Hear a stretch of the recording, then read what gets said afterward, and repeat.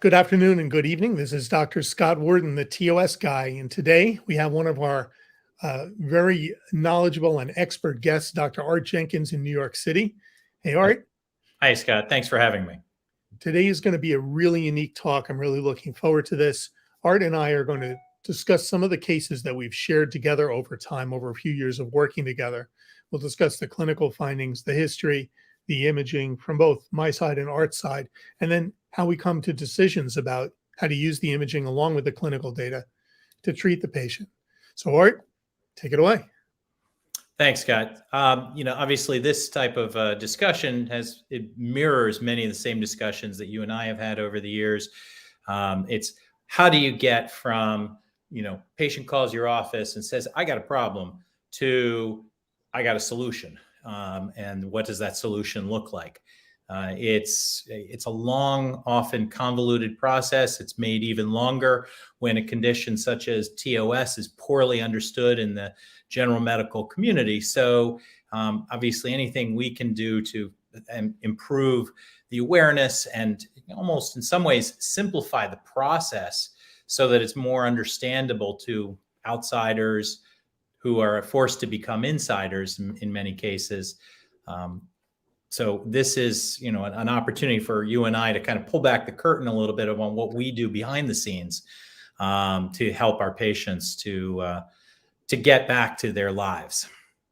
So just as a general disclaimer, I don't have any stock ownership relevant to today's discussion, other than the fact that I am a surgeon. So, I do make money doing surgery, and I do my best to do my best on every case.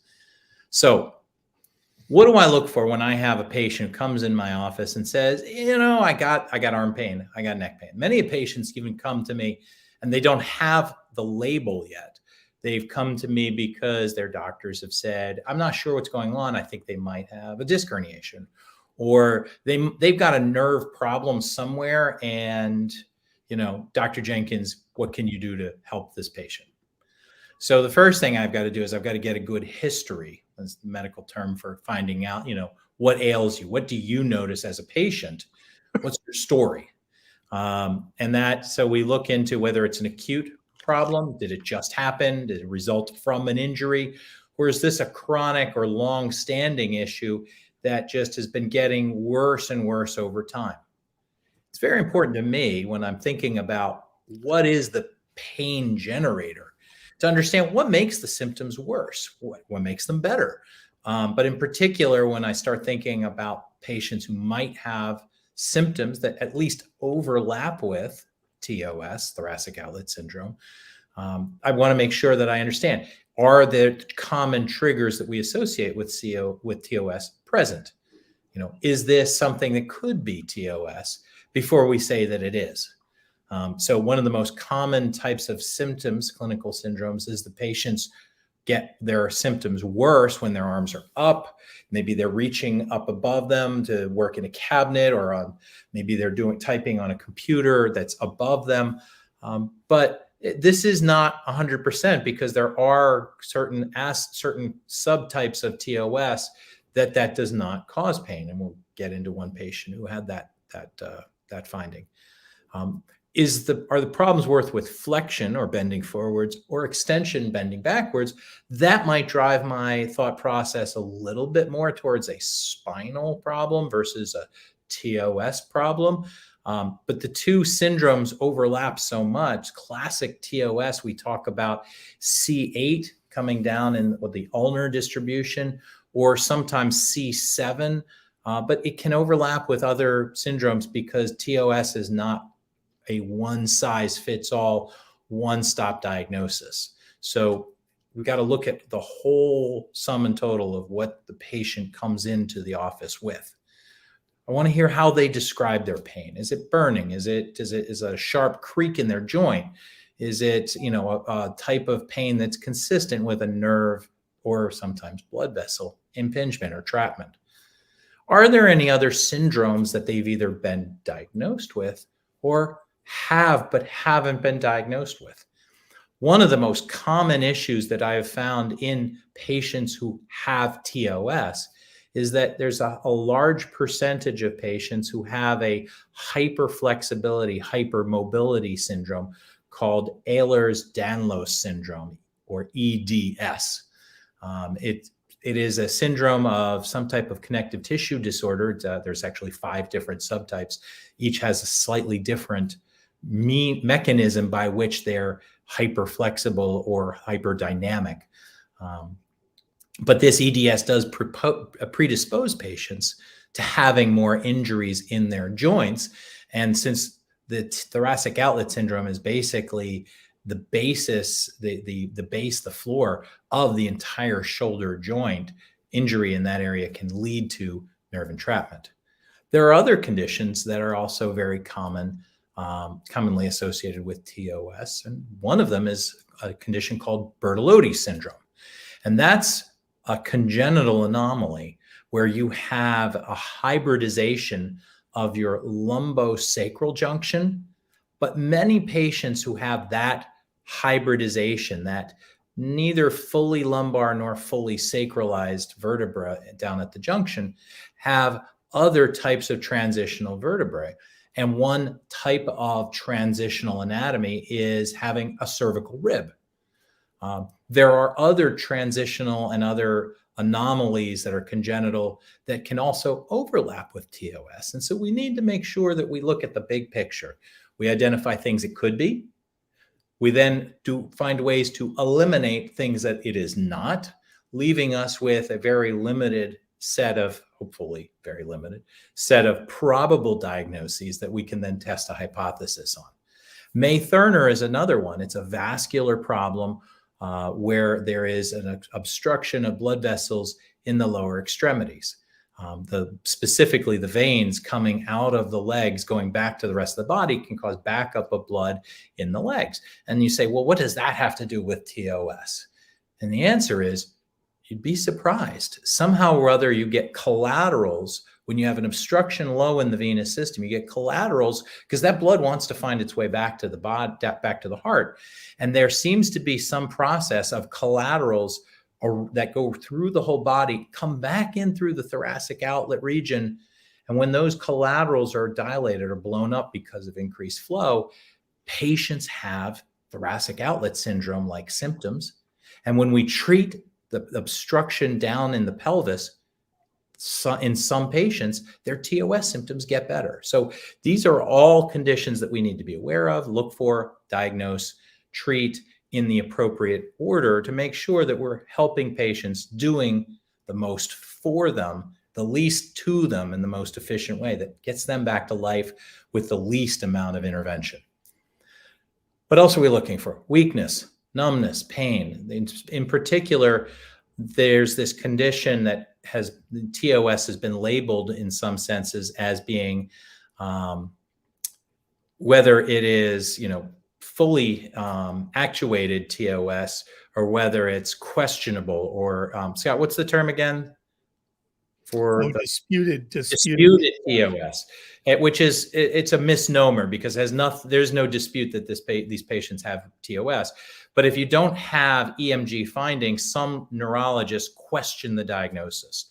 And the bottom line is you don't get EMG findings typically when you have intermittent or reversible occlusion or clotting, or you only typically get it when you have permanent damage to the nerve, not damage that is present in one position and alleviated in another. So the very often when you see atrophy, you see weakness of absence, loss of muscle, it's a late finding. These are things we want to head off, not wait for them to happen.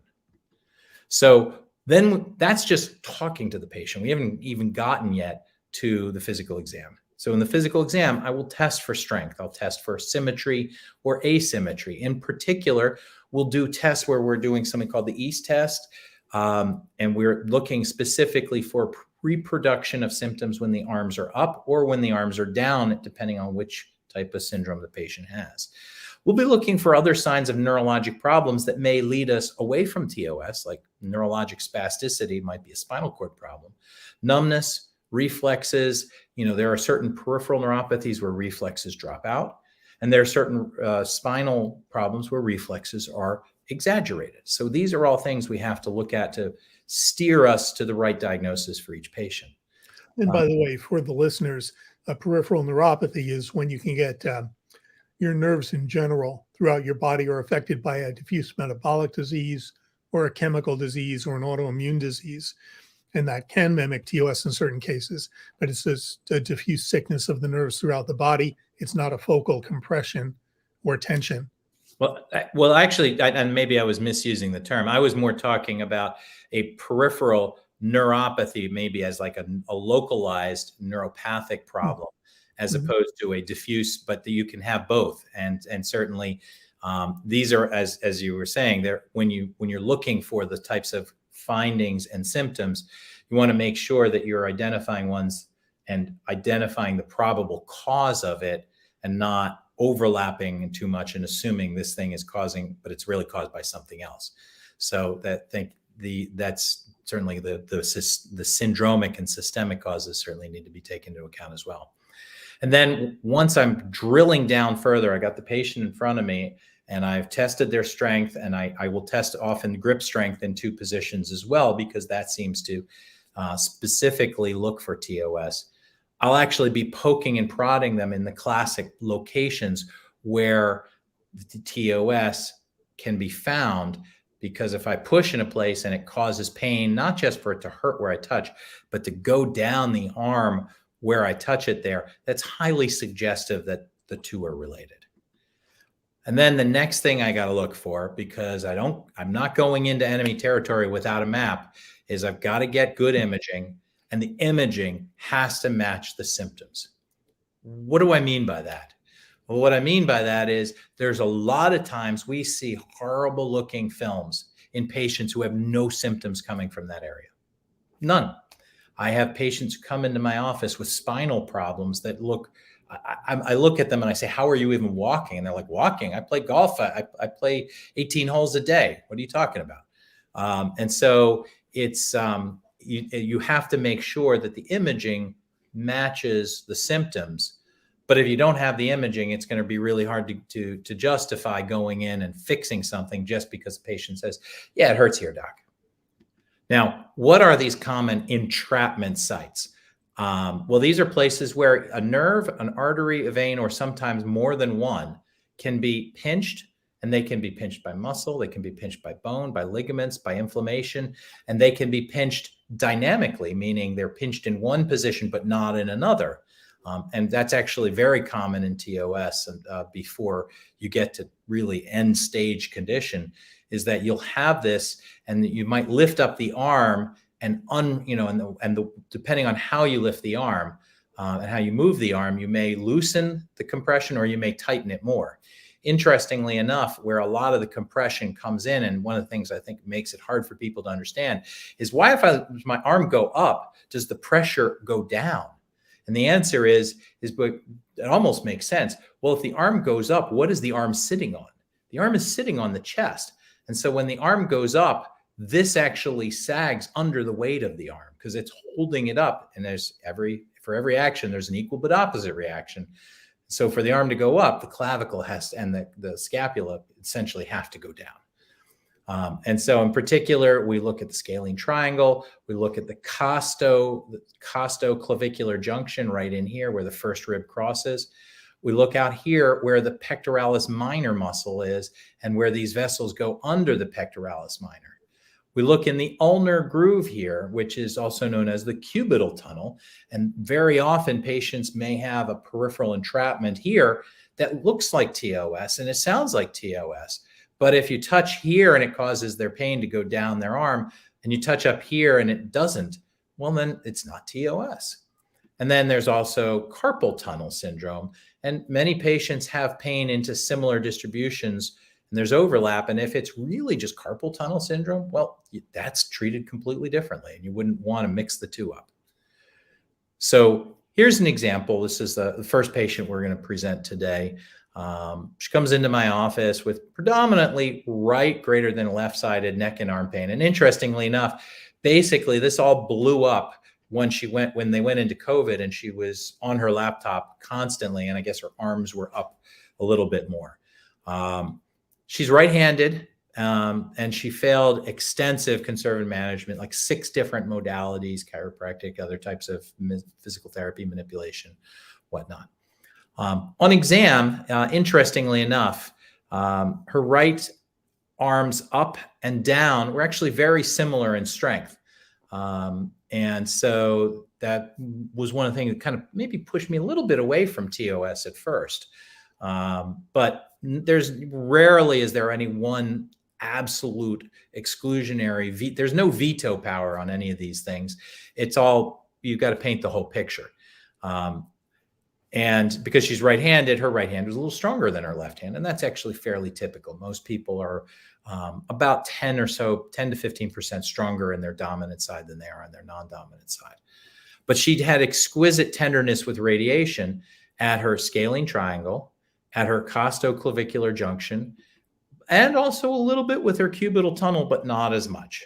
So is a person who now we're thinking, seems like she has TOS, but may have some component of cubital tunnel as well. So we have to think about all of these things, but no atrophy and no gross weakness anywhere. So, well, when we're thinking of weakness or pain or radiating pain down the arm, we also think, oh, could it be a disc herniation? We checked, and she actually had a pretty clean MRI of her cervical spine. The only major thing she had is she had a minor degree of what we call congenital stenosis, but she had no area where there was a big bulging disc. Nothing was pinching her anywhere else in the neurologic system. She also did not have any cervical ribs. She had no congenital anomalies. So really, at this point, it's starting to look more and more like it's probably the TOS, because the TOS symptoms were clearly much stronger, and the reproduction with the cubital tunnel compression was really very minor compared to the other 2 locations. So, Scott, I'm going to ask you to show me the MRI, the TOS MRI that we did. Mm-hmm.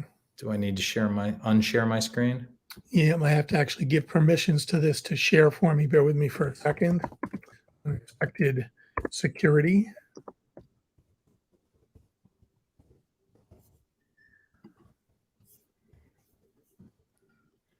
Stop screen.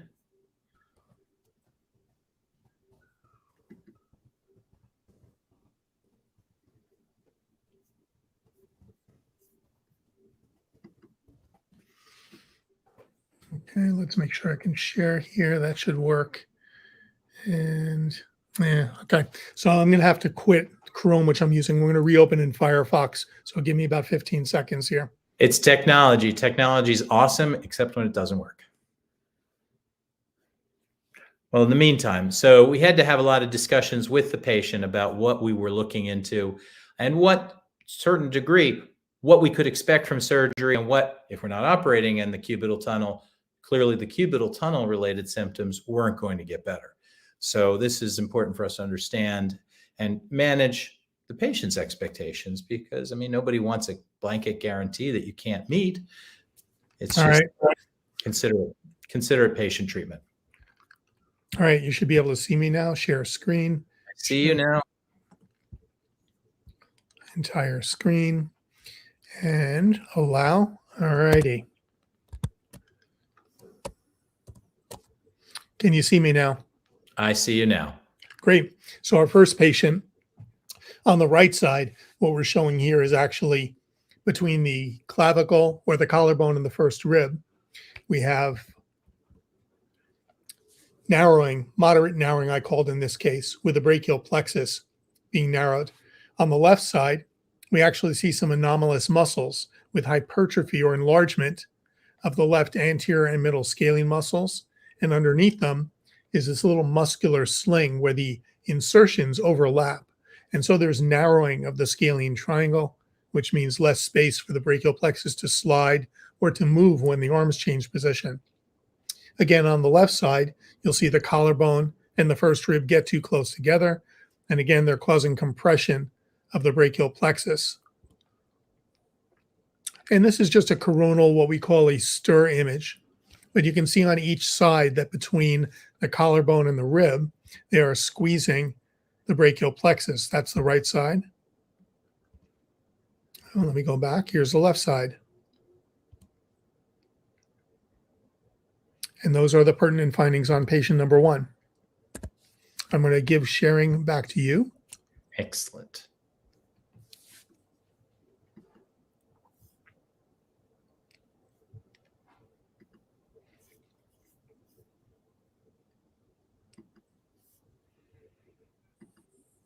So, well, at this point, we have a roadmap. We can see where the compression is. We know that we want to be able to take away the component of something that is causing compression. And in what I have found to be the most effective and least invasive way of doing this was the minimally invasive first rib resection technique that I developed. I use something called the synaptive exoscope, which I have no financial ties with. I just like using it because it works really well for my patients.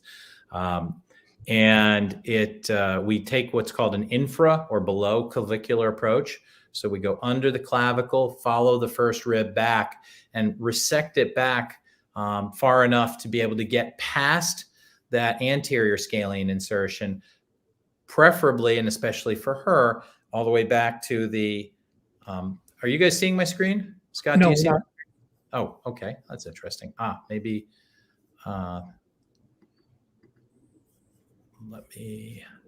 technology is great, except when it doesn't work. I see what happened. I clicked ahead one too many, one little too quickly. Sorry about that. You're back. Now we're back. Now you can see me. Excellent. So this first rib resection minimally invasively allows me through a very small incision to take the amount of rib that is causing compression and leave the rest alone. If it's not causing problems, why touch it? So we go back about 2/3, it's about 60% of the way back on the rib, and take away where the middle scalene and the anterior scalene attach to the rib. And then that basically takes the floor out from under where the compression is between the clavicle and that first rib. And the next bone nearby is the second rib, and that's pretty far away. It allows us to decompress that CC or costoclavicular region and into the scalene triangle. And so it takes a village to do spine surgery. This was one of the intraoperative photos. This is the exoscope itself here. It's essentially a giant camera, but it's actually a 3-dimensional camera. So we're actually wearing these goggles not because they're cool, but because they give us 3-dimensional viewing of what we're doing. And so we're operating on this patient, but we're each looking at a 3-dimensional screen. And then this is the final result on this particular patient. This is actually her clavicle right here. And this is her sternal notch. This incision's about 1 inch long. So we're able to do all of this through a tiny little incision. And many of my patients actually go home the same day. So the idea is to do the least to the patient does the most. So, but, the bottom line is the proof is in the pudding. I mean, you can do a beautiful operation, Dr. Jenkins, but if you're not helping patients, what's the point? So by her report, when we saw her last was at the 3-month point, she had dropped from 5 out of 5 to 2 out of 5 in that pain on the side we operated on. We operated on the right side first. Excuse me. And she had some left-sided symptoms, but by her words, those were almost completely gone. So we do often see that there is something related to the improvement of venous flow. Getting back to that May-Thurner correlation is that if you improve the vascular circulation here and it's no longer being pinched and backing up into the arm, it's not doing collaterals through the neck and through the back to the other side. And so those veins on the other side are not as engorged, and therefore they seem to not pinch the nerves quite as much. And then we suspect that the remaining 2 out of 5 is either slow continued improvement, and that when we examine her, say in 6 months, we'll see her maybe a 1 out of 5. Or it may be that 2 out of 5 pain that she's still having may just be the completely separate and distinct cubital tunnel syndrome symptoms. So it's important to understand what you can fix, what you can't fix, and make sure that everybody goes into this without blinders on, without just assuming, oh yeah, he said he was going to fix everything. Well, we fix what we can fix. but it's important to be upfront and honest about what we can fix and what we can't, because there are patients who, when I tell them, this is what I can make better and this is what I can't make better, they say, you know what, then I don't want to do it if you can't give me a home run. I'm like, okay, I'm just here to help. I am a guide.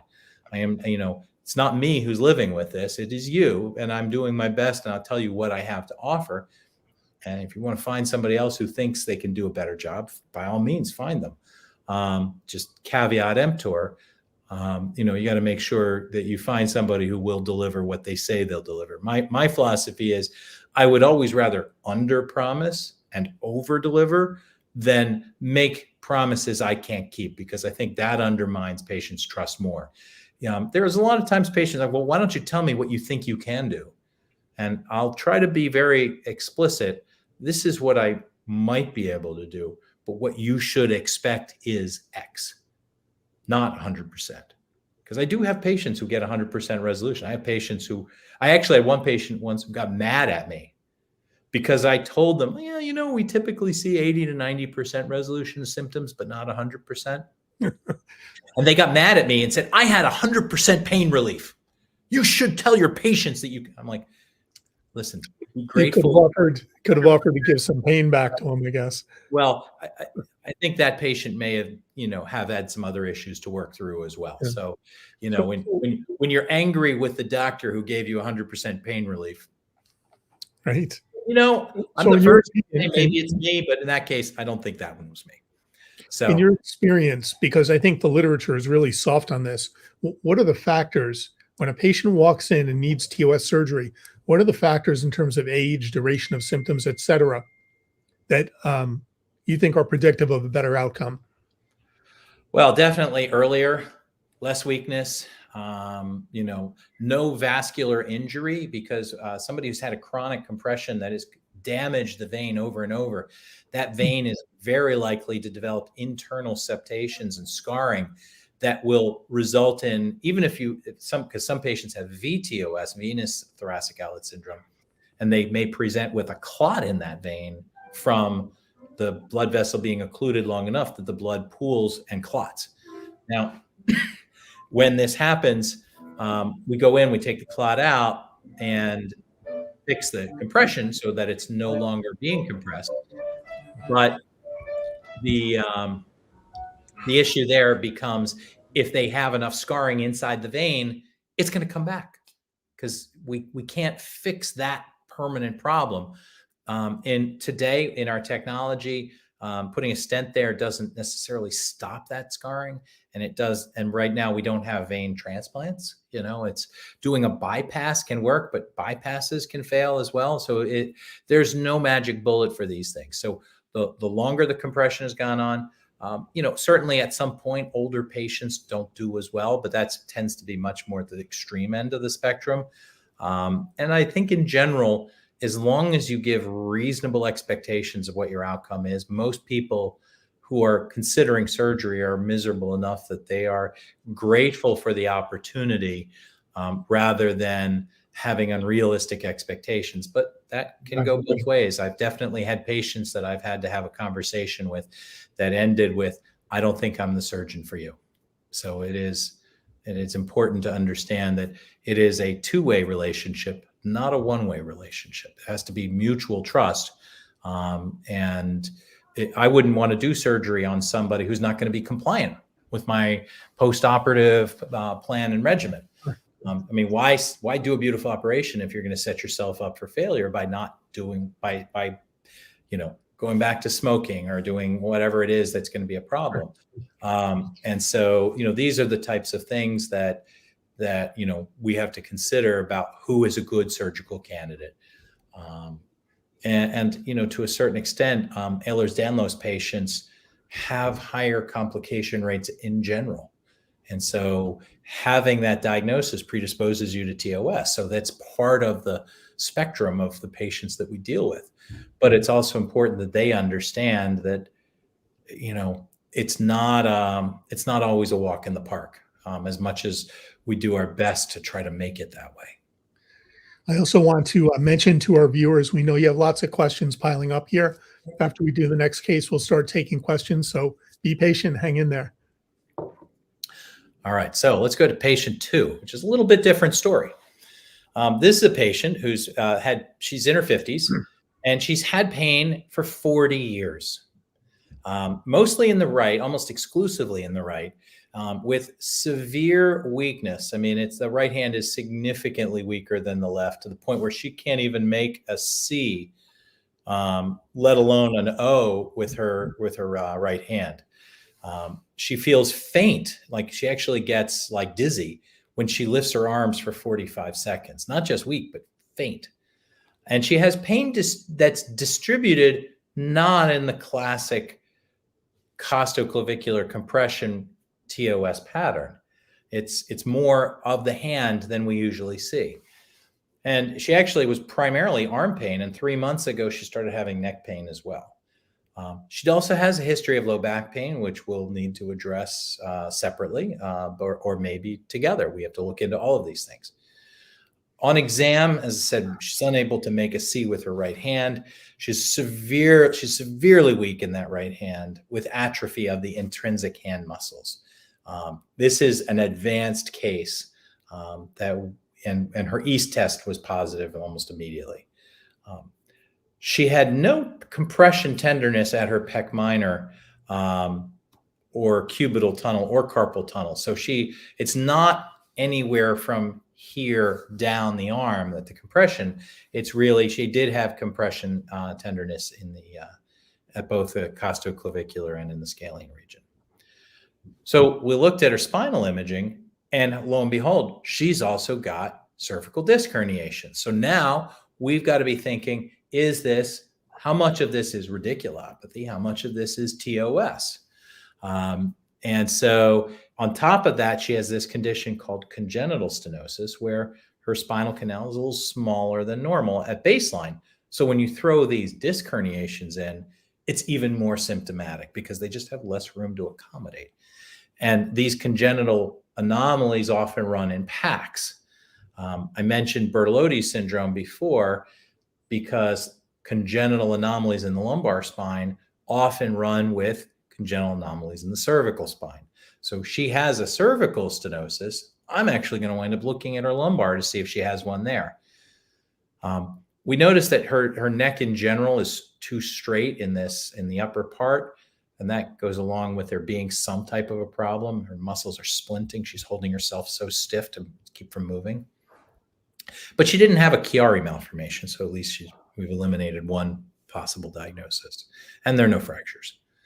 So as I said, we're going to look down her lumbar, and lo and behold, she has a congenital anomaly in her lumbar spine, where she has this transitional anatomy, where the transverse process down here at L5 is just too darn close to the S1, and that may be where some of her back symptoms are coming from.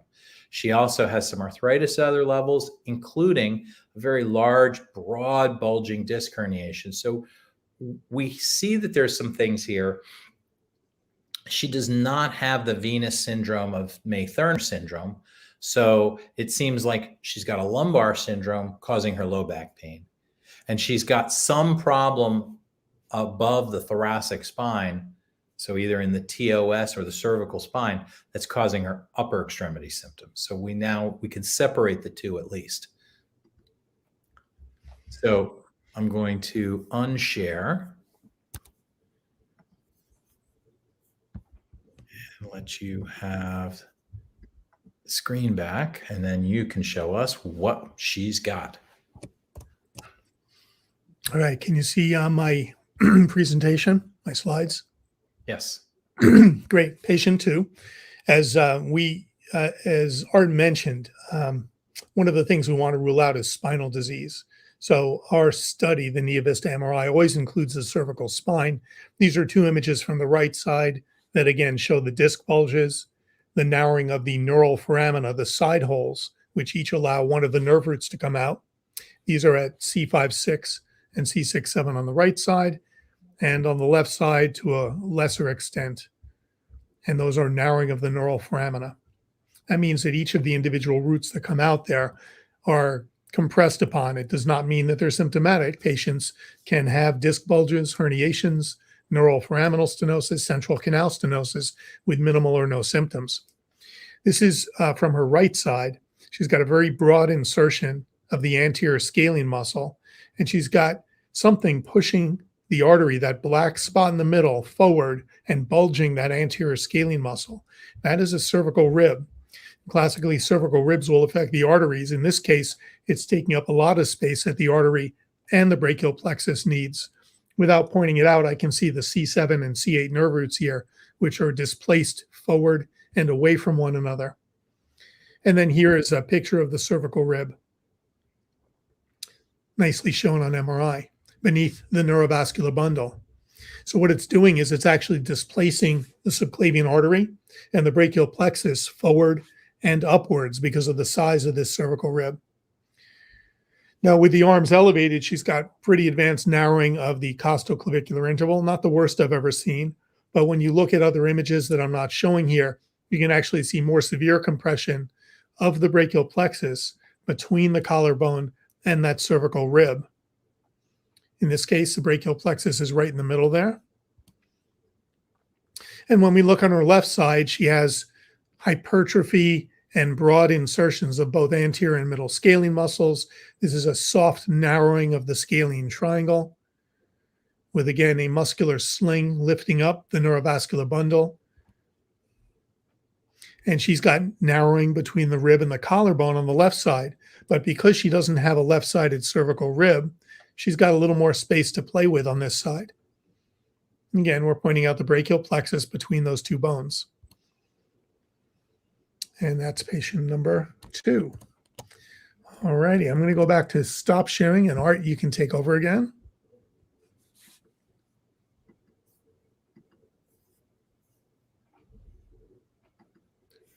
Back to our previously scheduled programming. So this is one of the things that I'll do sometimes is I'll get a CAT scan to look at bony anomalies, especially when I'm worried about these types of hybridization, this transitional anatomy.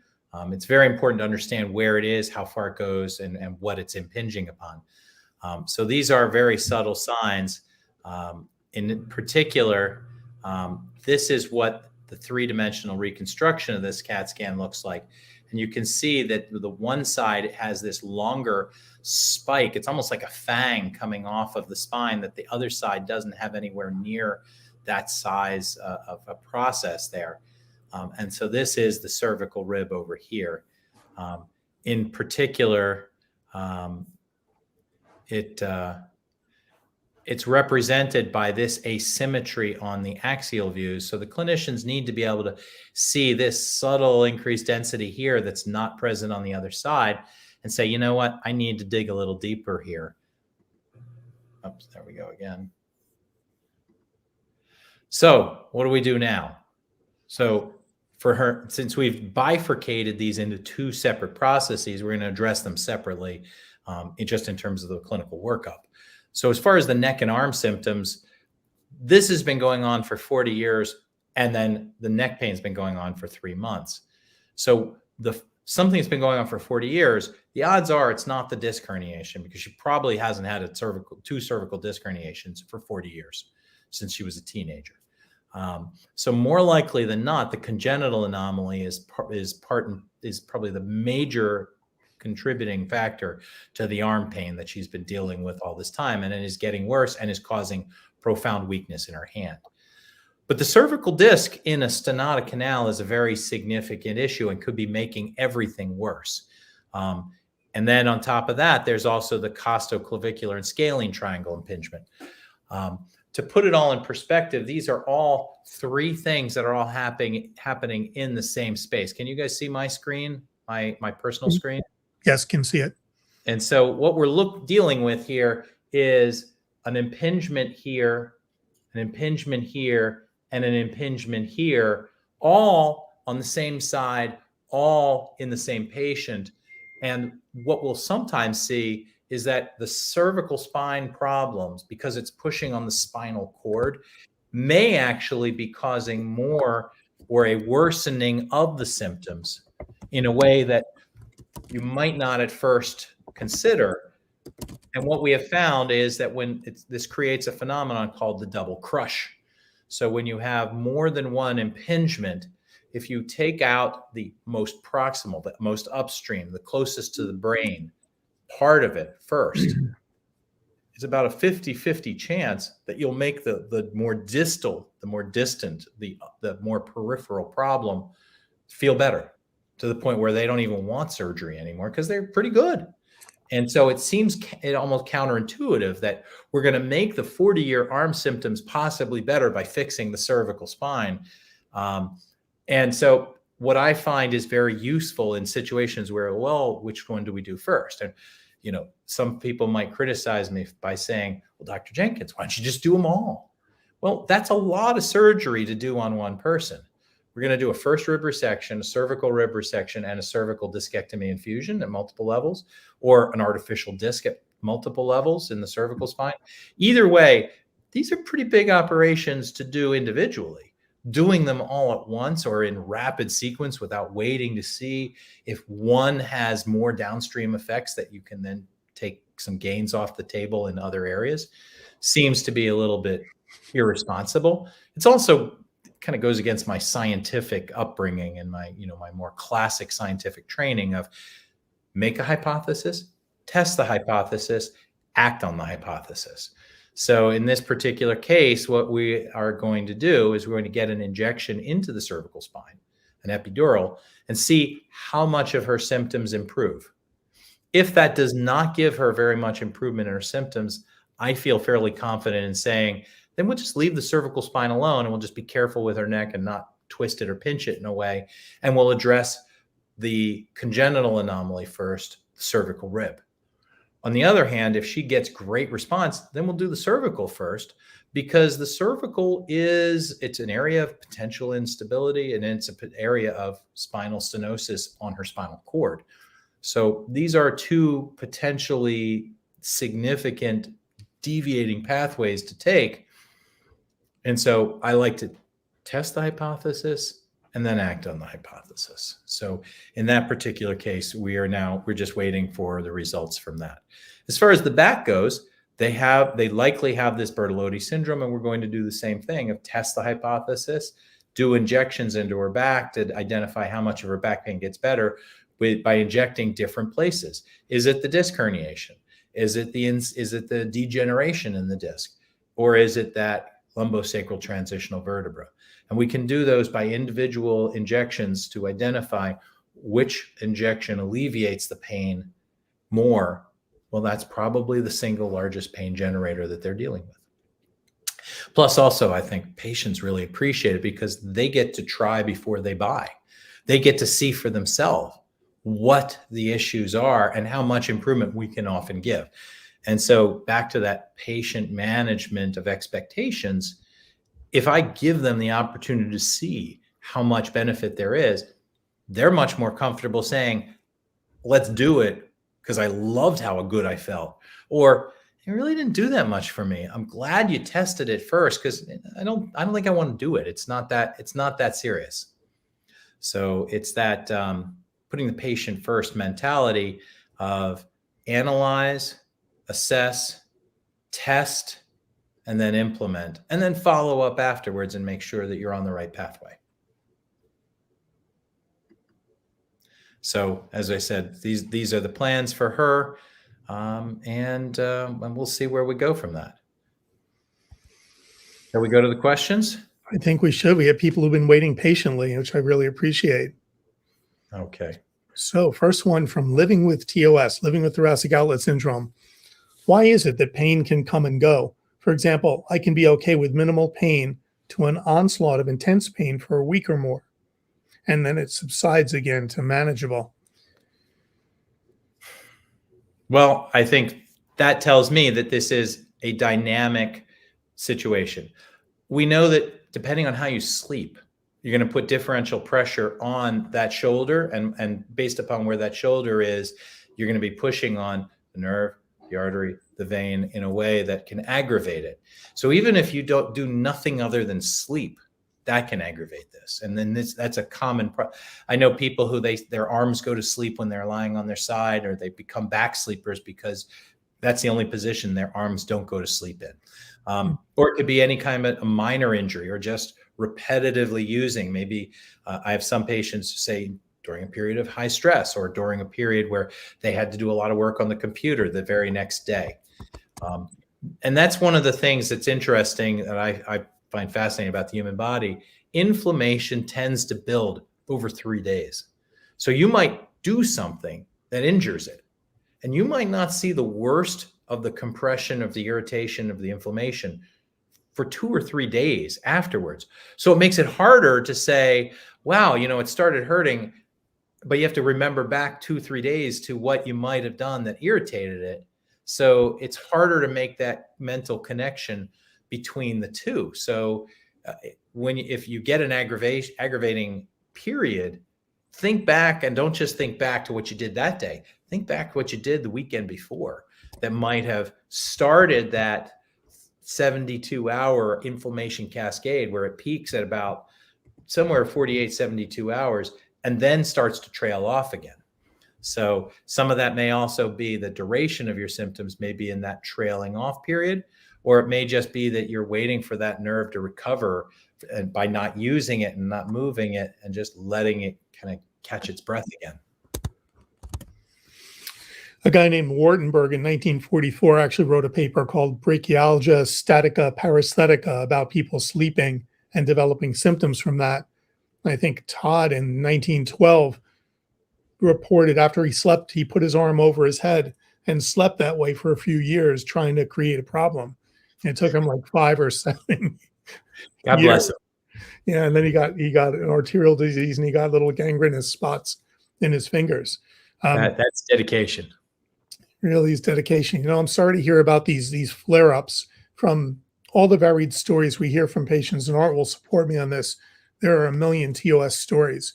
Teasing out the common threads is tough sometimes. Emotional components, because chronic pain has so much emotional weight and ballast for patients. It's really tough sometimes. Patients who see a bunch of doctors and don't get answers. It's frustrating as heck, we know. And then diet. We're learning a lot now from other fields about how diet can affect your inflammatory state.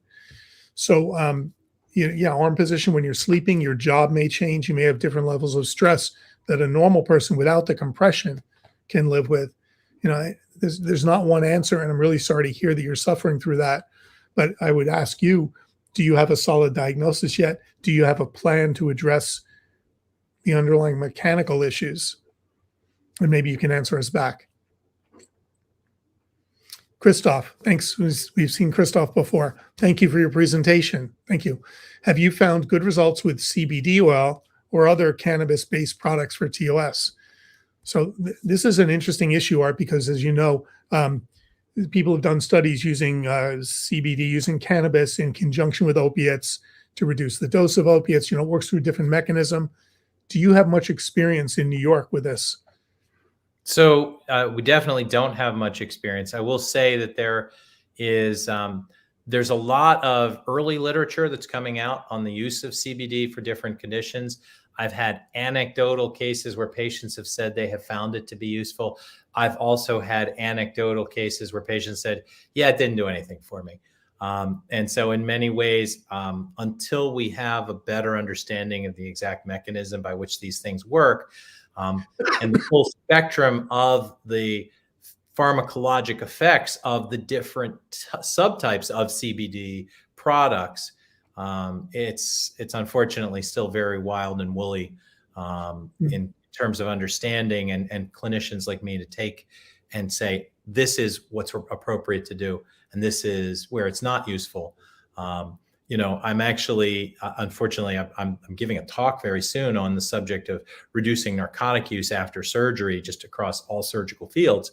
And there's not a lot of literature on the use of CBD in post-surgical patients. You'd think that would be great. And there's only some anecdotal literature on the use of patients who have surgery who happen to be using CBD products, not a rigorous trial of here are the doses we're using, and this is partly because many of the CBD products are not USP regulated in terms of dosage and strength and things like that. So a lot of it, it's as I said, it's very wild and woolly right now, and certainly anything that helps my patients, I think, should be studied more within reason. But I think that there's a lot of ground that needs to be covered before we can make specific recommendations.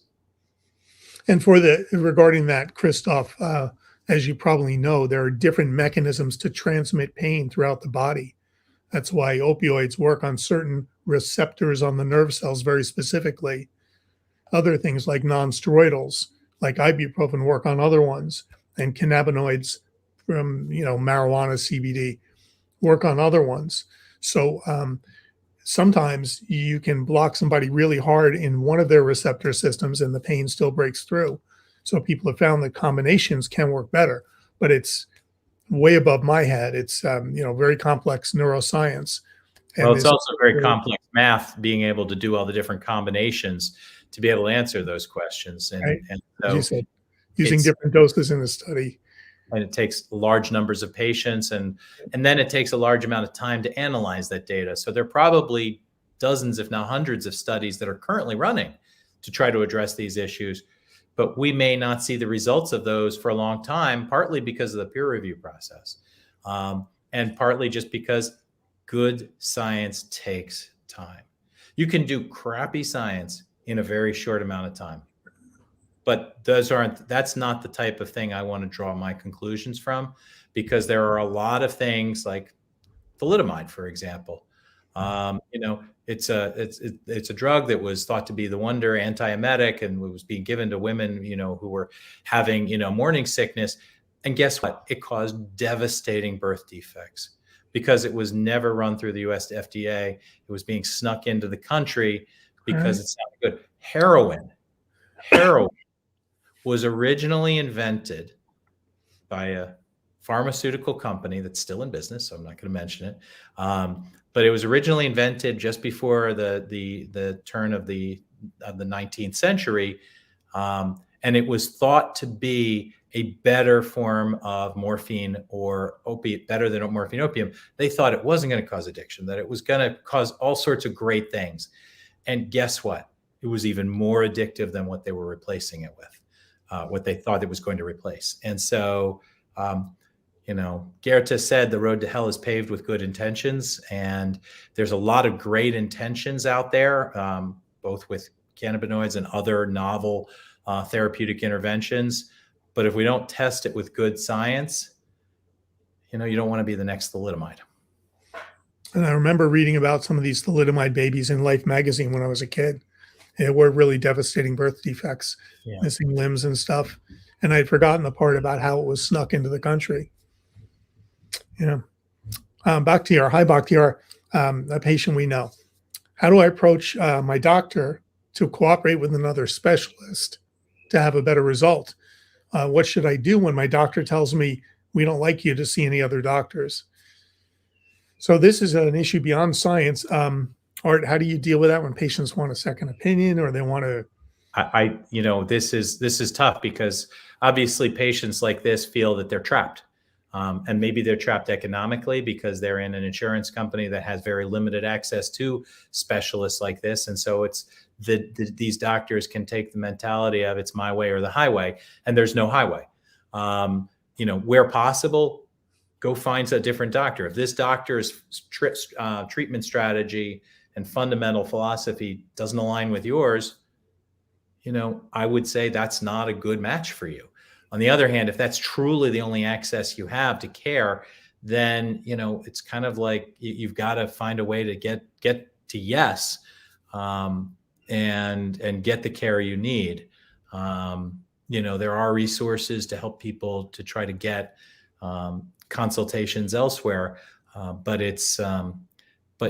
getting the physical care, getting somebody who will you can get a consultation and you can lay it in front of your doctor's face, but they have to actually read it and investigate it themselves and buy into it. And, I've often said, seeing is believing, but believing is necessary for seeing. You need to have an open mind if you want to actually learn something and move the needle forward. So I feel, great sympathy for people who feel trapped.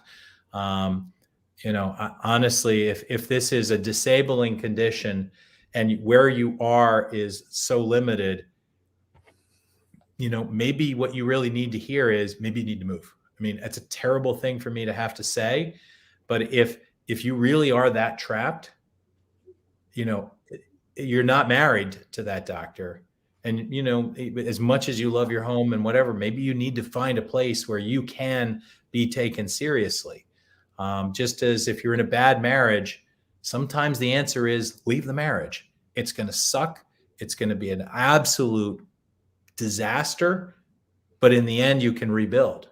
Whereas if you don't have the chance to rebuild, you're never going to make any progress. So sometimes an earthquake is necessary to shift the ground, or other times you can find a way to get to yes. You can negotiate with the doctor. You can explain to them what they've done. I will tell you, I hate it, but there are plenty of doctors out there who don't like to have the patients come in and try to educate them. There's an ego there. There's a process that these doctors assume they know everything that they need to know. They may not think they know everything about everything, but they may think they know everything they need to know. And finding you may need to engage that doctor and get them more open to seeing you as a human being rather than just as a patient. But I don't have a good answer to that because I don't have a magic wand that can fix that type of personality trait. So, and Bakhtiar, that's kind of a multi-level question. Number one, do you only have one doctor you can see because of, let's say, insurance? In that case, you might ask the insurance company, the provider, for their, I wouldn't call it a bill of rights, but there are patients' rights, and they have responsibilities to provide a certain level of care. And if you feel you're not getting appropriate care from one doctor because he or she is not expert enough in a difficult condition, you should exercise perhaps that in a discussion with your insurance company, saying you don't feel comfortable, you understand it's a challenging condition dealt with by experts around the country, and maybe a second opinion is called for. Then the other part, with your doctor not willing to listen to other doctors, maybe just supportive evidence. When you tell your insurance company, I've worked with other experts and they're saying something different, I'm feeling uncomfortable that my doctor will not accept other experts' opinions. So hopefully you can work it out with your insurance company to allow you a little more flexibility. I think there's some wiggle room there, especially for a condition like this. And especially if you have documents from other doctors, like an MRI report from us, and your doctor won't use it or look at it or discuss it with me, for example, then maybe you tell your insurance company you need to open the range a little bit. And you can contact me again privately. We can discuss that further. Yeah, I think that the fundamental issue here is everybody's responsible for their own actions. And so you may not want to take some of these earth-shaking moves that I mentioned. That's great. You have to, I can't feel what the patients, what any individual is feeling. I can only feel what I feel, and only you can feel what you're feeling. And so you have to decide what risks, what endeavors, what am I willing to do to get past this hurdle that I'm in. And for some people, they may say, you know what, I'd rather suffer with what I'm doing than upset whatever I'm doing here. And that's fine. That's your choice. But everybody has to take responsibility for their own lives. And so that means they have to do their due diligence. They have to look up. They have to check their own network. Maybe there are other doctors that they could change to who are in network. Or maybe they need to drive, an hour to find that doctor.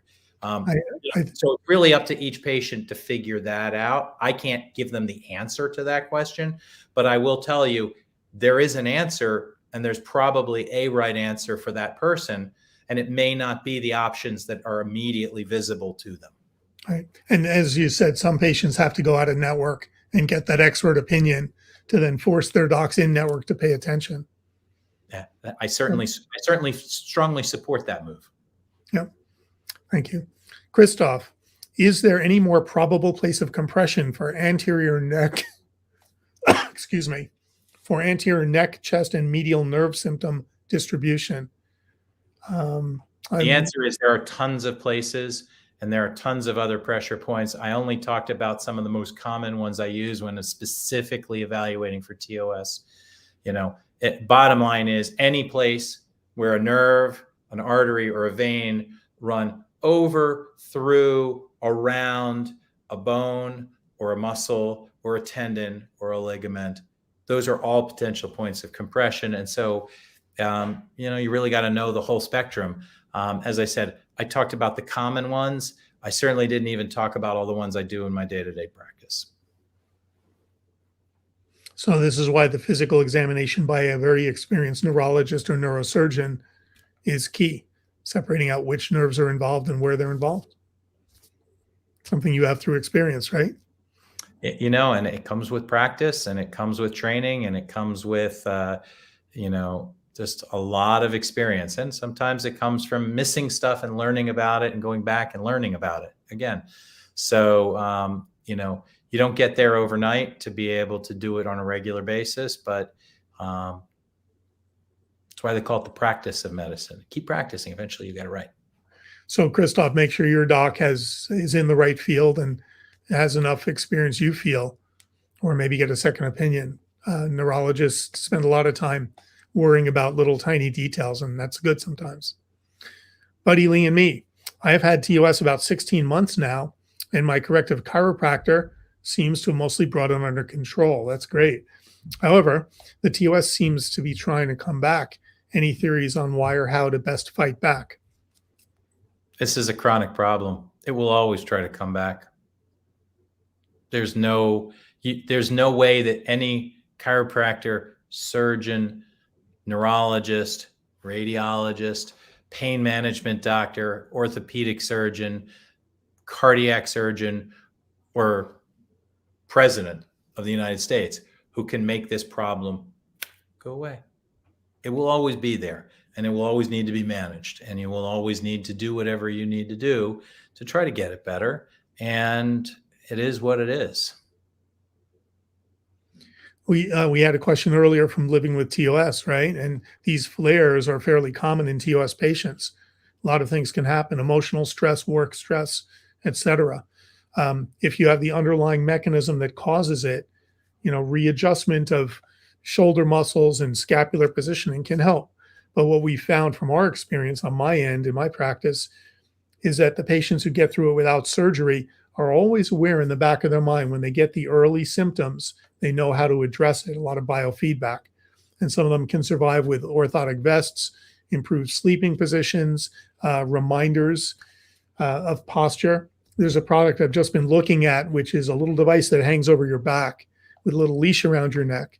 And if you lean forward for too long, it alerts you, which honestly I find myself doing too when we're at these devils named computers.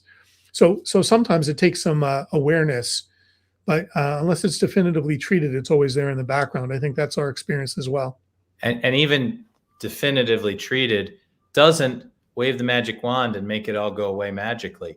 Surgery is just creating a different, not perfect condition, but is better, generally speaking, better than the one you started with. But you'll always have something there. And just as scars remind us the past is real, twinges of the old problem remind us when it's time to do your exercises again. Brad Simpson, I know that usually rounded and depressed shoulders can be found with TOS, but have you seen backward shoulders and pectoralis atrophy with TOS? What could explain the entrapment then? Okay, so in World War II, there were a couple of papers written. One paper was talking about soldiers that put on backpacks when they were otherwise healthy.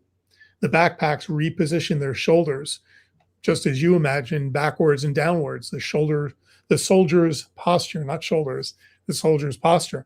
And some of these soldiers got symptoms. It's probably due to costoclavicular compression. Remember that we've got 17 muscles around each scapula attaching it to the chest wall. Otherwise, it just kind of floats over the ribs. It's controlled by the collarbone, but thank you, Art. But you can see the collarbone can rotate and twist and turn. So losing some of the strength or tightness or tone in the pectoralis muscles, particularly the pec minor, but the pec major also, because it attaches the clavicle, can allow the scapula to assume an abnormal position. And so the point of compression may be different. And I say this all the time. I'll let Art talk in just a second, but there are many different types of TOS. And the guy who lumped them all together in 1956 made a mistake, in my opinion, by simplifying it. There are different causes. It's still TOS if that compression or stretching occurs in the thoracic outlet. Now, Art, let me defer after my soliloquy. So what I'm showing now is on this side here, this is the side where the clavicle is in a more normal position. And there is more room for the artery and vein coming out through here. This is where the clavicle is pulled back. And as it pulls back, it's essentially drawing over that first rib. And it's really almost scissoring the artery, the vein, and what's not seen directly, but by implication, is the nerve passing through here. So you can get TOS symptoms from forward of the forward posture, which is causing a different type of problem, or with hyper pulled back posture as well. And in fact, when you roll your arm up, the first thing that happens is the clavicle rotates and rolls backwards over that first rib. And that's the other factor that contributes to symptoms for a patient who gets those symptoms when the arm is up. So the answer is it's not that one is TOS and one isn't. It's just they're different flavors of TOS. Yep. And I'll add 2 quick points. Everybody's anatomy is different, and you have a bunch of things going on besides just bones. The anterior scalene, middle scalene hold these structures so they can't slide so much. That's why a cervical rib can contribute. So that's why we believe good imaging, along with a good clinician, makes a difference. I'm going to ask everybody who's waiting to have their questions answered. I know we've got a lot of questions backed up, so we'll try to speed up. Brad says, is there any recommended standing position if I have TOS symptoms with any position? Hanging the arms without support seems to make the symptoms worse. I hate to be simplistic, but if it hurts when you do that, don't do that. Yeah, the weight of the shoulder girdle pulls down and the first rib stay in place. So your collarbone are likely coming down against the first rib. Yeah, as you said, there's 17 muscles that support the scapula. The scapula is what drives the clavicle. The clavicle may be the immediate proximate cause of a lot of the compression, but it's really the scapular instability that results in the problem. And the clavicle is just an innocent bystander that got pushed into the way. So in this particular case, your particular anatomy is probably contributing to a compression in a way, and just, listen to your body, find that better position, and get used to putting your arms in a different position instead of just hanging them. Maybe it'll be crossing, maybe it'll be getting an arm sling, maybe it'll be cross taping your shoulders, maybe it'll be putting a figure of 8 brace, maybe it'll be getting, a custom brace made. I don't know what the answer is. This, as Neo said in The Matrix, I don't know. I'm not telling you how it's going to end. I'm telling you how it's going to begin. And in your case, you're going to begin it by listening to your body. Yeah. See a TOS expert who knows posture. Physical therapists are great at this. We also, one thing I'll add in from the 1960s, we know from arterial studies that definitely that costoclavicular interval narrows when you're standing versus when you're lying flat. Angela. Gravity. It seems very intuitive, I think. Angela says, do you guys do consults via Zoom, or can people be referred to you even though it's out of state? So both Art and I have plans. We do work with patients from out of state. I think it's really critical. I refer a lot of patients to Art for really great clinical expertise. It's not a full physical exam, but Art, you can get a lot from one of these visits, right? Yeah, we can often get the ball rolling. But ultimately, as I said, it's a 3-pronged approach. There's history, there's physical exam, and there's imaging. And you really need to make sure that you have all 3, because if you go to see, sometimes if you go see a guy who all he does is TOS, all he's ever going to see is TOS. All he's ever going to look for is TOS. And you got to find somebody who will be able to identify, what if it's not TOS? What if it's cervical radiculopathy?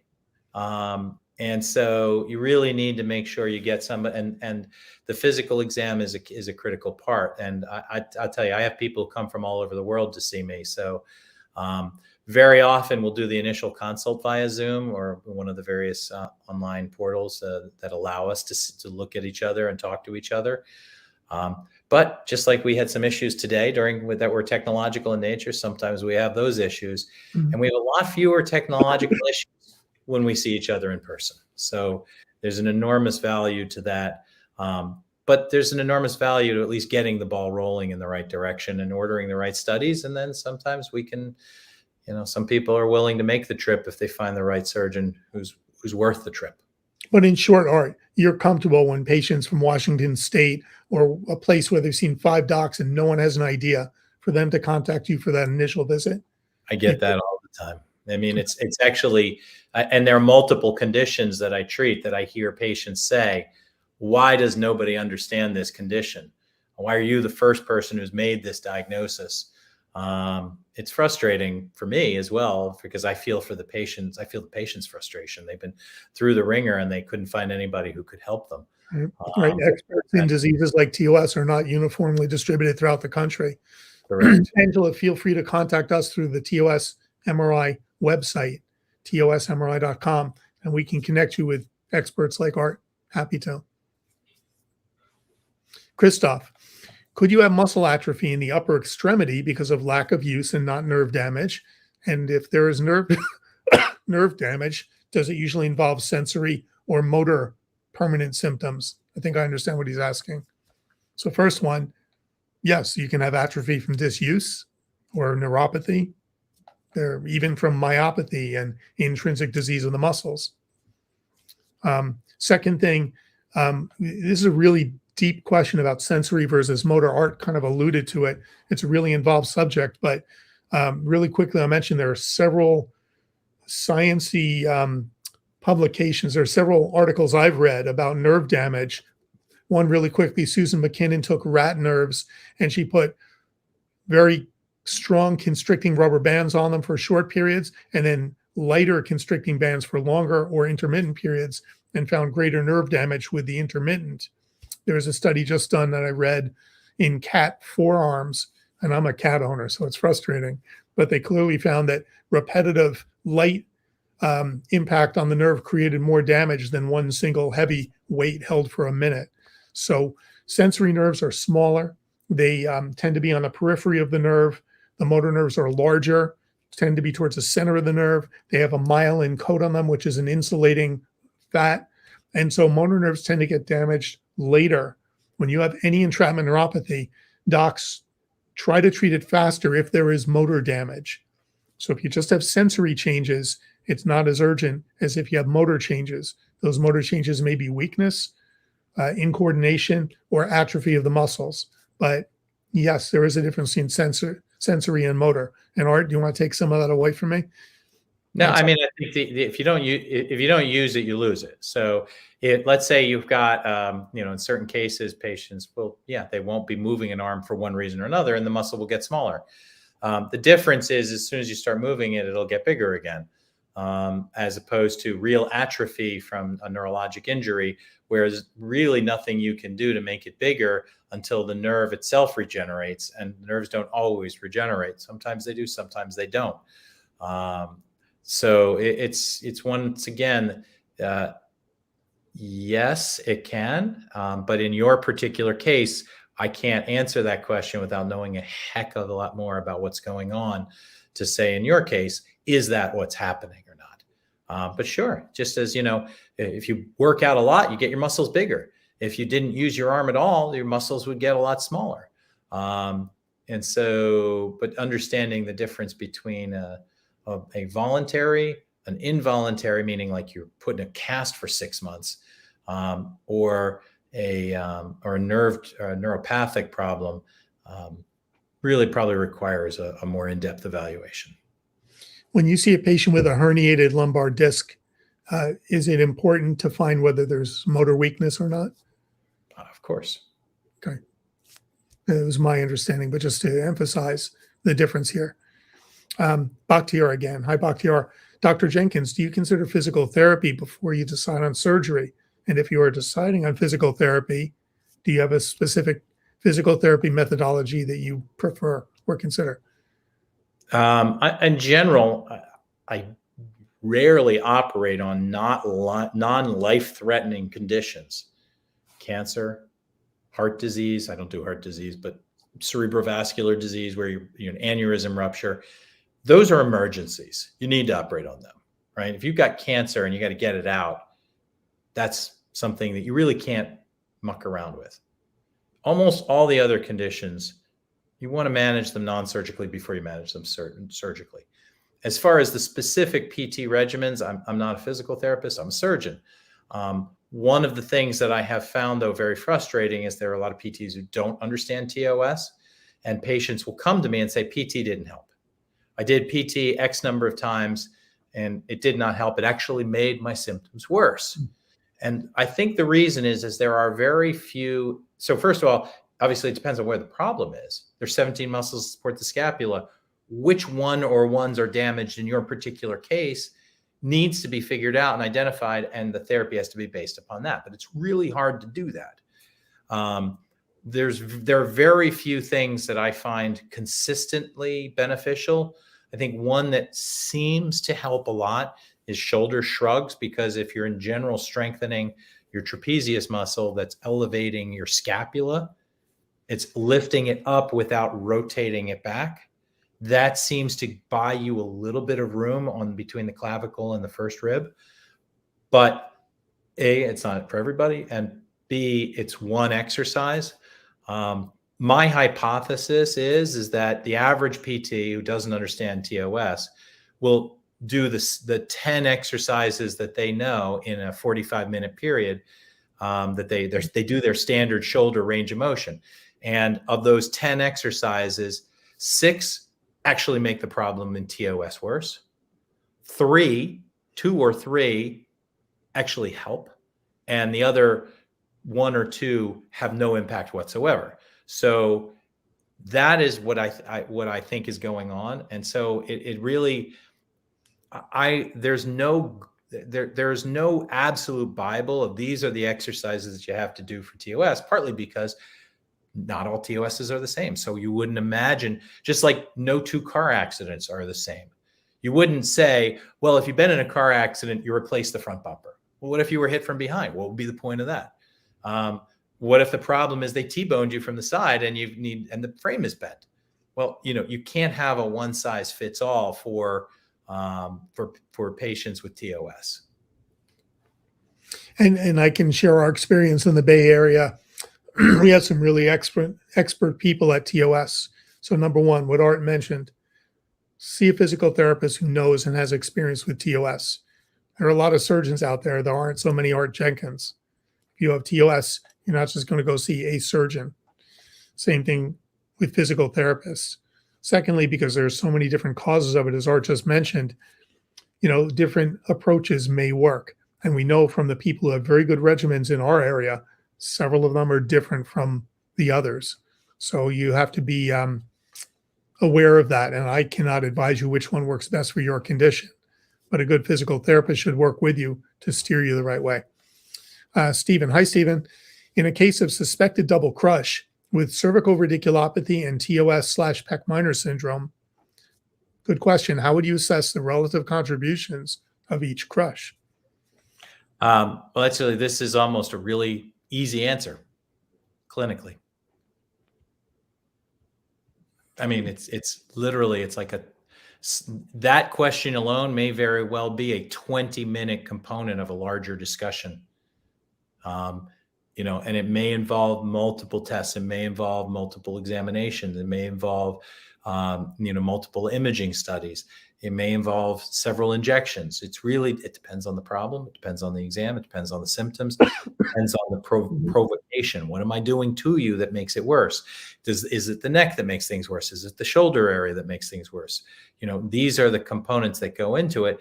And then at some point, it's just going to come down to judgment of me saying, okay, we're doing the cervical first. Or I don't think the cervical is the big issue. I think it's the TOS. But I don't make that by flipping a coin. I don't make it because I have my Jenkins TOS app on my, on my phone, it just takes listening, examining, studying, testing, and sometimes retesting. The second case study we did was a person who was a little older than the typical TOS patient, had a lot of cervical spine disease. So you did an epidural and you eliminated one part from consideration. So Stephen, people can do epidurals. They can do selective blocks of the pec minor. When you're as complex as this, you need to start separating out where you have the option to do so. I hope that helps. Baby Bunny, is there anyone in Canada that is recommended? We get a lot of people from Canada contacting us, Art, and several of them have seen or spoken with you or done video. I get a lot of people from Canada who come to me for many different conditions. So it's let me just say this: the Canadian system is a great health system, but like every health system, American health system has its donut holes. The Canadian health system has its donut holes too. And so, if you feel you're falling into one of these donut holes where you're not getting the care you need, you have, just like the person in Virginia who seemed to be concerned that his doctor wasn't listening to him. At some point you have to decide whether you stay in the system or you go out of the system. I don't have anybody that I would say is the Jenkins Neurospine stamp of approval. I don't know. Maybe Scott does. I don't know. I don't yet, Art. And I'd love to meet one and work with one who's good with TOS. Just have not had the opportunity yet. And it may be part of the system. It doesn't handle some edge cases as well. Angela, can you recommend anyone in the Chicagoland area for TOS? Same answer. There is a guy named Jason Coe, I believe. And you can look him up. I don't have a lot of experience working with docs in the Chicago area. This is a person I had reached out to, and he seems knowledgeable about peripheral nerve surgery. He's a plastic surgeon, does peripheral nerve surgery, and he seemed to know a decent bit about TOS, but I just don't have a lot of shared patients that I can, vouch for one way or the other. But thanks to the internet, thanks to our technology, you can get expert consults with people like our guest. Yeah. Unfortunately, as you know, going back to the New Yorker cartoon, on the internet, nobody knows you're a dog. And on the internet, everybody's an expert. Yes, it's true. So, your mileage may vary. I don't make recommendations for, and I used to even do recommendations for diagnostic treatments, people I'd worked with, but then I'd send a patient to with the same condition to a pain doctor to do a diagnostic injection.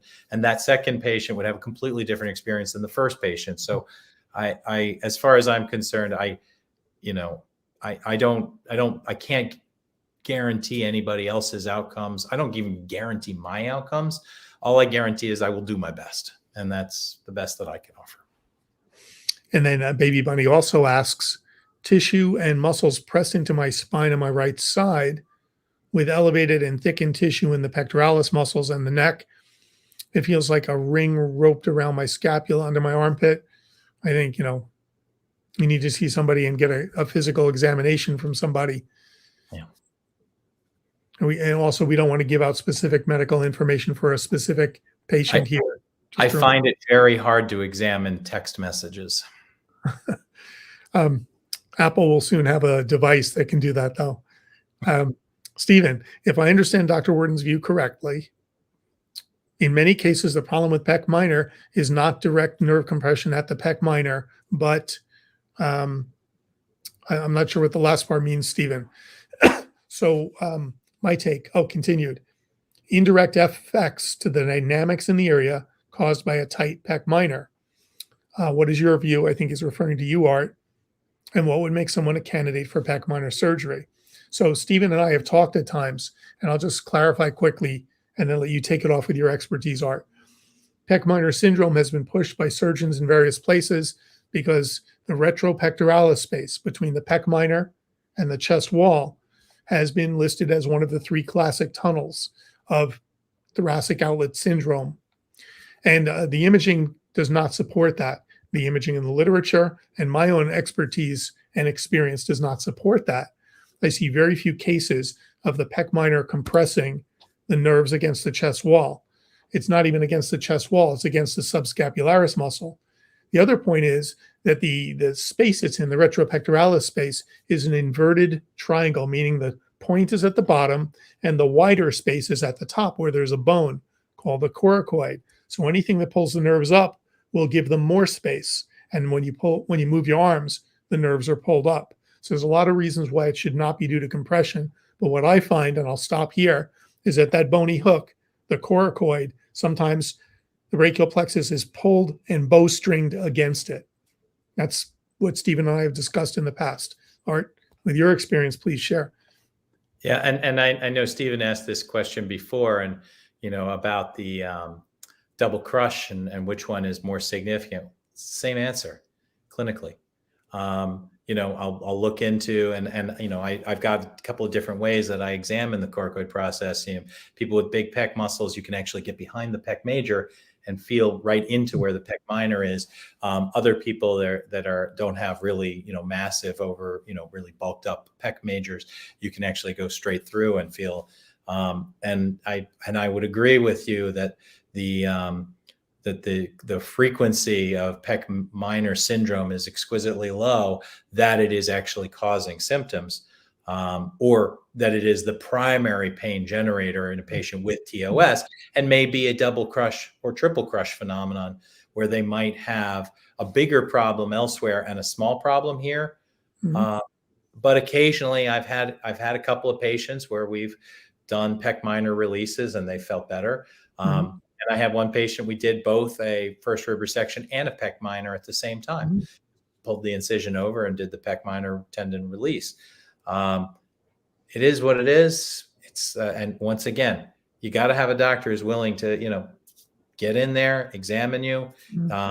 Zoom is not a method for doing these types of exams, at least not yet. Now, maybe, the metaverse will allow us to examine you more thoroughly, but I still have a feeling that nothing is going to beat in-person physical examination to get to the bottom of, the triad of history, physical, imaging. Now, I will add that, first of all, the first guy who did a pec minor tenotomy, as far as I know, is Jerry Lord in 1950. And there have been docs over time that have documented pec minor tenotomy, releasing the tendon, works with symptoms. Now, that doesn't explain why. And there are just theories right now. But I believe because the pec minor is one of the larger struts pulling the scapula anteriorly, it may change the dynamics by either doing a selective block, an injection, which does work in some people, or by releasing it with a relatively simple procedure through the armpit and relatively low complication rate. And it may just allow the scapula to assume a different position. So thanks. That's a really good question, Stephen.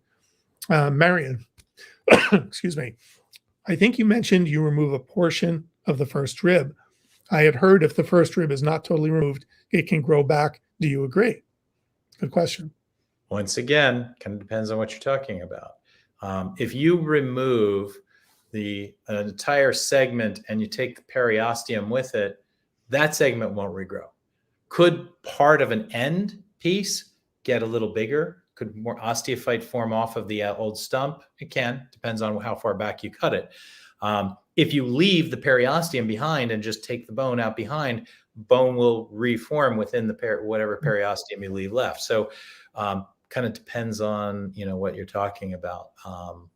But, there are circumstances where bones can partially regrow. I mean, I've done laminectomies where I know that the bone has been, a certain amount of lamina has been removed, and I go back in and there's bone back where we took it out. So there is potential for regrowth, but kind of depends on what you're doing and how much you're doing. For example, the spinous processes didn't regrow. The entire lamina didn't regrow. It just, and more likely than not, it was more that the facets rehypertrophied after we shaved them down and they grew into the space where the lamina was. So it wasn't really the lamina reconstituted. So as far as the possibility of first ribs coming back, it depends on how much you leave, where you leave it, what you leave behind with it. Let me add that you are, by talking about lamina, spinous processes, facets, talking about pretty small areas in the spine. You'd have to have a lot more bone grow back along the first rib to take up a bigger amount of space. It's something I had read years ago about this leaving periosteum bone growing back. I've just never seen it in my career. I haven't seen it happen once yet. I think a lot of the times that people go back to a surgeon and they were told, oh, the bone regrew. Or maybe they didn't take as much as they thought they took. Or there was a lot of scarring afterwards, and soft tissue scarring can create symptoms too. And the soft tissue scarring in the wrong circumstances can kind of calcify as well. So it's not really bone, but it's like if you start to develop a synovial-like inflammatory exudate from instability in a joint, it will become like an exophytic. It will be a growing soft tissue mass that over time can calcify. So it could look like bone, like to your point. So Marion, if you've had surgery and you're getting recurrent symptoms, there are a lot of reasons. I think this is where our imaging can help as well. But reach out to us through the TOS MRI website and we can discuss in more detail. Angela, you're so nice. Thank you. Sarah Herman, can TOS disrupt vagus nerve function? It's an interesting question. It is. I would say the two are probably not directly related, but there are multiple other conditions that can disrupt vagus nerve function. And some of the same people who develop TOS can develop vagus nerve disruption or sympathetic disruption, which may mimic vagus nerve disruption. So the short answer is not usually, but the long answer is, but there may be other stuff going on. And Sarah, the vagus nerve takes a little bit different anatomic course. It stays along near the carotid artery and jugular vein, which are fairly deep. The phrenic nerve, which is on the surface of the anterior scalene, I'm sure Art finds that nerve immediately on every patient. You got to be careful with that one. We've seen plenty of patients after this surgery have a paralyzed hemidiaphragm, and they have a little trouble taking a deep breath because the phrenic nerve is involved. The sympathetic system contributes to all the roots of the brachial plexus. And, patients who have vascular symptoms with TOS frequently have an imbalance of the autonomic nervous system, sympathetic, parasympathetic. I hope that answers your question. Sarah Mackenzie Pilot, 21 days post first rib, C7 rib, scalene and arterial surgery. Pain is 4 out of 5, still have left chest numbness, but I have started to feel my left arm again, but not lower. When do we stop thinking it will come back? Let me just, I had lost all feeling to my left arm after a car crash 18 months ago. Sorry to hear that. There was severe compression, arterial TOS, neurogenic TOS. Left arm went blue, then gray. Surgeon said 75% chance. I think we have more coming. Sounds like it. I just want to remind everybody, we can't answer specific medical cases here. Connect with us. We're glad to talk with you, but this is not the forum for obvious reasons. And examine text messages. Yeah. First of all, I'm sorry to hear about your car crash, Sarah. Sounds like it was pretty bad. I just think there's a lot going on here. It'd be best if you contact me. I'm glad to steer you to a doc who knows, like Art, and can get some more information and help you. And of course, follow up with your treating physicians as well to make sure they're aware of your progress or lack of progress in different aspects of the care. And they may want to do more follow-up as well. Or they may just be saying, sit tight, wait for this to heal up. And, the details do matter. And I believe she said 21 days. What, in general, without being specific, Art, what's the time frame for your patients to do well after surgery? How long is the immediate post-op period last before they're over the hump? A lot of times it depends on how long the symptoms have been going on, when I expect them to get to their peak of their recovery. Everyone's different. Okay. Sarah says 75% chance of feeling back, but how long before we call it off? They said 2 years. Okay. in general, in the literature, what's reported from surgeons is that about 85% of patients after TOS surgery feel good to great. 2 years later, it's about 70% feel good to great. That's the literature. It's in art. Would you agree? Yeah. For someone You could fall off more at 5 years. and probably, I agree. With the extensive damage you seem to have had, and I don't want to talk about your specific case. We just don't know enough of what's going on, but it just sounds like so much stuff was going on that a longer recovery period is to be expected. Again, glad to help you, but privately, not through this kind of forum. No, but we wish you well and good luck to you. 21 days is too early to make any calls about what the long-term prognosis is.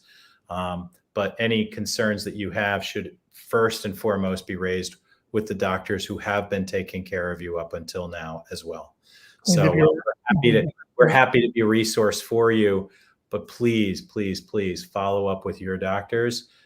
They may not be aware of these, or they may be and think that it's not as serious, and only somebody who's been inside you and understands the issues, has sat with you, has talked with you about these things, will really be able to answer those questions. I would just be guessing. And you mentioned your arm turning blue. If that's new and not old, then you need to see someone now. If it's just turned blue, okay. Baby Bunny says, "What is the cost for an evaluation and testing for TOS? How long should a person have to stay in the U.S. when going there for assessment and treatment?" We have helped coordinate with several patients to come from Canada to see experts like Art, to get scanning done, to see other experts in different fields. It depends how comprehensive an evaluation you need. And for that, again, we ask you to contact us through the website. It takes a little bit more detail. But let me just say, we do help coordinate. I love working with Art. If there's another doc involved in Canada or Kansas or anywhere, we are always happy to talk with them. We are doing this talk. We believe very strongly that we need multiple skill sets for this challenging disease. So we gladly support visits to the U.S. to get you hooked up with the right people and the right tests. Yeah. And if the other question is, what's the cost of the evaluation? Well, it depends on a number of factors. I mean, I know it seems like I say that a lot, but what have you already had done? What are your findings? What studies, what's the next step in the process? And so, it really will depend. If you've got 12 different medical conditions on top of TOS, well, then it might be a much more complicated evaluation. If you fell down and you fractured your clavicle and that's what's causing your TOS, well, that's actually a much more simple process. So the details matter. You can certainly, as I said, reach out to the toseducation.org. You can reach out to the jenkinsneurospine.com website. We have information there. If that's something you're interested in pursuing further, my people can certainly tell you, give you an idea what that looks like. Yeah, that's a very good point. Maybe we need to review some imaging studies you've had. There are a whole bunch of different things as to what you might need next. But contact us. Marion again. Hi, Marion. It is my daughter. I believe they took the entire rib out, but we had asked the surgeon if he did before surgery because we had heard that. So was curious when you said you removed part. So I think what Marion's asking, and she can help clarify, is you remove part of the first rib. I mean, I know the answer to this. You can't remove all of it. It's a choice. Well, you can. It just makes it a really big operation for no real purpose. Just as there are times, people have an appendix, and actually we now know the appendix does have some value. It's not a completely meaningless organ. Right. We don't just go and take appendixes out because they're there. And I don't remove the portion of the rib because my experience has been that the additional marginal work to get the rest of the rib out is not worth the risk of complications of going that deep into the spine, into the chest to get it. And so that's why I have my particular technique, my surgical technique, it's my minimally invasive technique. I will say there's no anatomy in the body we can't take out. but it always comes at a cost. Okay. You know, and some stuff you don't want to take out, and some things there's some lines you don't want to cross because it's just not worth it. Yeah, in the history of TOS, there have been a lot of different approaches to the first rib. Transaxillary, patient's arm is up, you go in here. Posterior approach, Claggett, president of the Thoracic Surgeon Society in 1962 gave a speech about that, but we know that has complications where you lose muscle function. Infraclavicular, supraclavicular. So docs will make these decisions. They're kind of, you learn it from experience, from your training. There are different approaches for different reasons. There are some surgeons I've dealt with who don't really want to see imaging. They use the same technique and they take out a lot of things. They will say, I'm going to take out anything that could possibly be causing compression. And that's one approach. There are other people who will use my imaging or other imaging and say, this is the specific spot I need to get to. Obviously, I'm biased. I think that's my approach. That's why I do the imaging in such detail. But I don't think anybody that I know of, that I've heard of, has taken out the entire first rib. As Art said, it's a big procedure, more risk of complications. It doesn't accomplish anything if you know what you're going for. Now, in terms of your daughter, I presume she's not doing great. So, we do a lot of follow-up imaging after surgery to see what's left there and what's going on. So we're glad to help you with that. But I think first, it depends on whether your daughter has seen her doctor in years, or whether it's past several years and you need a new expert. Again, reach out to us, we can help. Thanks for the question. All right, so Herb, who's moderating this, do we have any other questions, or have we answered all our great visitors here? So Art, again, I got to thank you for it's always such a pleasure for me to hear and follow your thought process, especially in these complex patients. And I thank you for sharing those patients' stories and how you went through them, and for answering all the good questions we had.